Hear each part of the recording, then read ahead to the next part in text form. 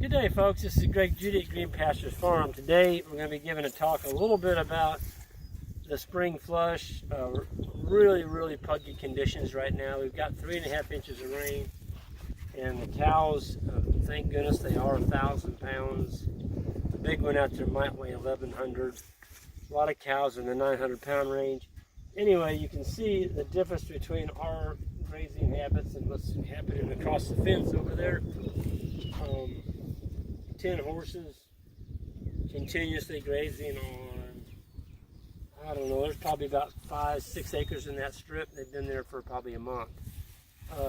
There's not going to be any grass over there, not the rest of the summer. It's going to look like that. It's going to look like golf course. But here we brought in 292 head, and we've got them on, there's probably 10 acres here tonight, but they're going to be gone in the morning. And so as wet and as puggy as it is, we're still not letting them in our ponds. We've got a wire around the pond. In this particular pond, honey, you want to come around? We've actually got a tire tank on it.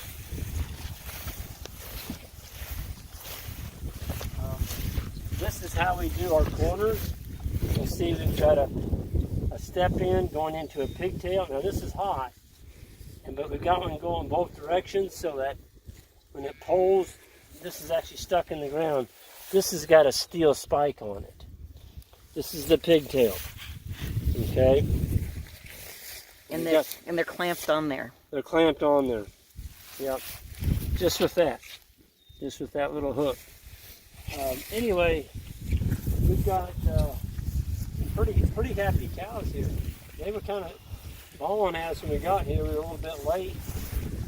And now they're very happy. You don't hear anything bawling. Greg? I'm not sure why they would be bawling with all this grass. Why is this post out here? This post was put in years ago. We used to fence off the dam. We didn't let the livestock on the dam.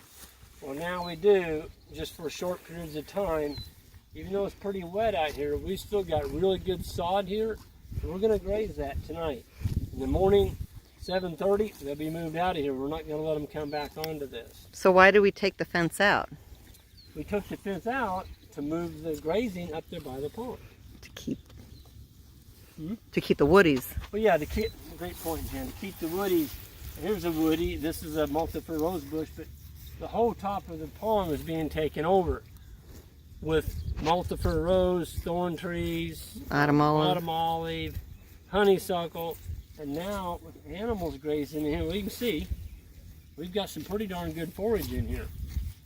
The cows haven't been here for about, it's been about 30 days, and we're going to be coming back here in probably 45 days. So let's go down to the water tank, kind of show you what that looks like.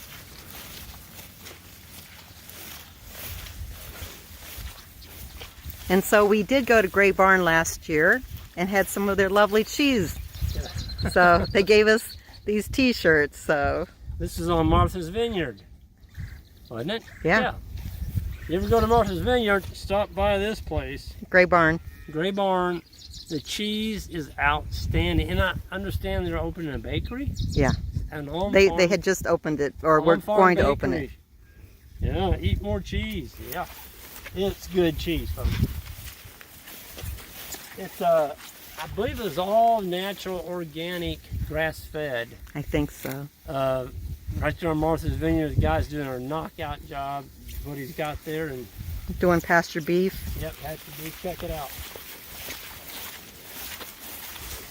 Just to show you the ponds, the pugging. Yep, these are our million.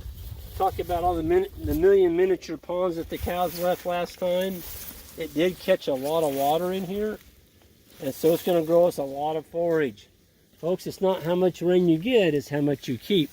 And now let's walk out in this. I mean, it's kind of rough out here. If you were trying to drive over the tractor, you'd probably be bumping around, but look at the cattle.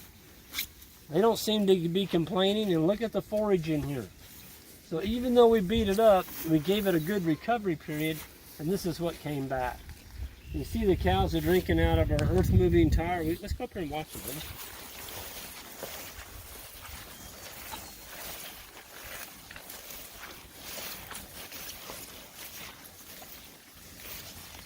really muddy out here, but we've got a foot deep of rock with geotextile fabric underneath it.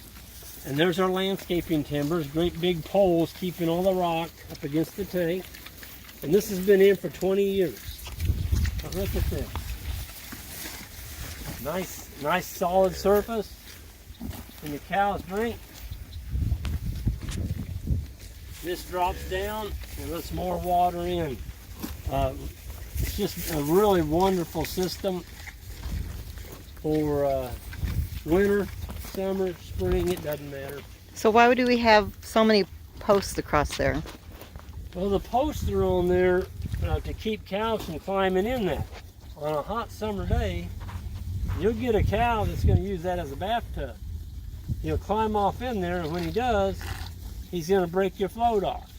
The whole valve arm will be broken off. But now you've got 1.5 inch flow going out across your landscape. You're going to drain your pond. You don't want to do that, especially in a drought. When the animals leave here, we're going to pull the plug on this thing. Look at the frog. Yeah, oh wow, look at this. That is a beautiful tree frog. Man. He is beautiful. You talk about camouflage. You hunters out there ought to take a picture of that frog and make a pattern like that. You can't, I didn't see it, Jen. You got good eyes. Talk about this gal drinking.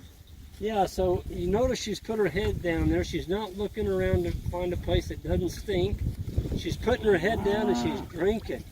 You want a cow, when they come into your tank, to put their head down and drink. You don't want them licking around on the water. They're licking around on the water, what they're telling you is there's bacteria in that water. It stinks. Maybe it has a sulfur smell to it, rotten egg smell. That's not the way to treat your animals. They should put their head down. There's a water plant in here. I think this water plant is helping us. It's been in here for, well, it was in here all winter, and it's green. You can see it. I think it's helping us keep the water clean. I'm not going to take that out of there. Kind of a neat plant. Anyway, that's got sackcrete poured in the bottom of it. It's never leaked since we've done it, and I just love this tank, especially in the wintertime. Push that valve thing. You push the valve down. Yeah, might be able to see it, maybe not. So see that arm? Point that arm down. Yeah, you can see the arm going up and down. It works just like a bathroom float on your bathroom stool. When it's flushed, your float drops down, it lets more water in. I'm gonna let this girl come in. Come on in, drink, honey. How much water do cattle drink, hon? Well, it depends on the temperature. On a really hot summer day. What, you want to be in the movies? Oh, okay. She's not used to you. No. Oh, there's her cat. That's what she's coming up here to see if you're going to hurt her cat. But hey, how much water? 1,000-pound cow is going to drink, on a day like today, probably around 5 to 7 gallons. On a really hot day and you get up in the 90s, they can drink 20, 25 gallons. And they need that much water to keep themselves cool. Cows stop drinking water, folks. That's when you're going to have health issues. So if you're buying stocker calves and you're bringing them into your farm from the sale barn, always make sure when you dump them out on your farm, you put them in an area where they can find water real easily. Don't leave those stocker calves until they've all had a drink. If a calf will keep drinking, he will eat. If a calf stops drinking because of all the stress of the sale barn and all that stuff, they're going to get sick, and that's might be a dead calf. It's unbelievable how quickly they can get sick. Keep them drinking good water. Cows are slicking off. They're really looking good tonight, and I'm happy with the way the forage is looking. What's this over here? Oh, this is our shut-off. This is our shut-off. So underneath that big brick there is a handle that turns the water onto this pond. When we leave here, so in the morning, this wire over here is going to be rolled up, and they're going to go forward, and that wire will be put behind us, Jan, over here. Okay. To keep the cattle from going back. Not that they would, but they might. No, they won't, but just to make certain. It's easy to find the baby calves. Yeah, this is true. If you got a new baby calf born, it's real easy to find them because they're in that path. But this will be shut off. So when we leave this paddock, always shut those off. Don't leave your valve on, because if that float breaks and you don't come back for, let's say, 30 to 40 days, you're going to have a dry pond. It's going to absolutely drain the entire pond. So always shut your valves off when you leave the tire tank for even a week, 2 weeks, whatever. Shut it off. It doesn't take a second to turn that thing on. It's just a wonderful time. Look at this cow here, honey. She's getting some clover and some fescue. I'm watching this baby calf. It's feeling its oats. Yeah. It's been running down here, but this is the third time. Not real sure what's going on. It's running around, having a great time. Having a good time. Wishing other buddies were playing with it. Yeah. I just watched this cow. There was a real tender clump of grass there. Boy, I mean, she nailed that thing just in a heartbeat. But folks, I'm going to go ahead and sign off. I want everybody, you new viewers, on the way out, hit that subscribe button if you like. And this is just a wonderful day in June. I'm sorry, May. I'm trying to push that month along. We're going to see some of y'all here this fall in September. Check out our website, greenpasturesfarm.net. And we're going to be having grazing schools then. You can see the dates. We've already sold out the first one, but hope to see some of y'all there this fall. Have a great day, and we'll see you down the road.